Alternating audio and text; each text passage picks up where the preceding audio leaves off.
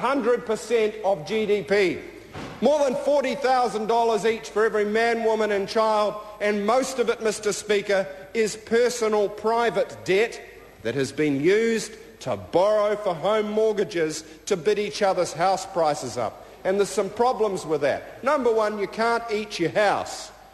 So it's a very awkward form of retirement saving.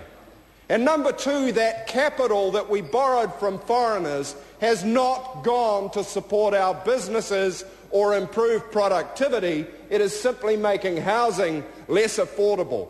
And I would argue that helps nobody in the long run. So the government, after 2 years of no plan, of 2 years and 2 budgets of denying that the savings gap even exists, has finally woken up to the mess and finally said, better get a plan. How will we have a plan when we didn't think of one in opposition? I know, let's have another working group. 2 budgets, 2 years, finally a committee. Another committee.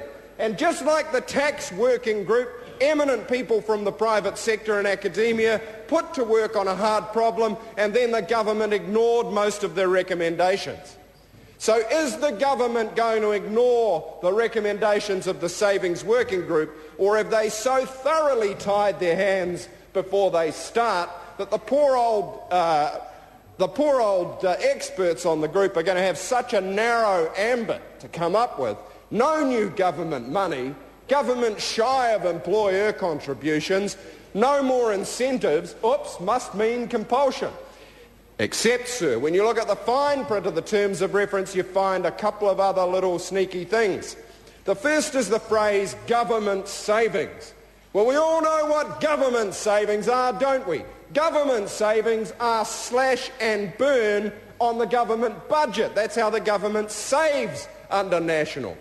And 3/4 of the government budget is health, education and social services, which means if you're going to have government saving, you'll be saving on the teacher in your kid's school, the doctor in the hospital, the nurse and the orderly and the cleaner, and the cop on the beat. That's how you save government savings, because there are no more back office services to be cut.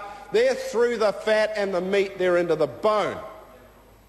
And the other sneaky little phrase in the terms of reference was the matter of a lack of incentive. A lack of incentives. KiwiSaver was right down the bottom, sir, and it was almost like they were embarrassed to cover it.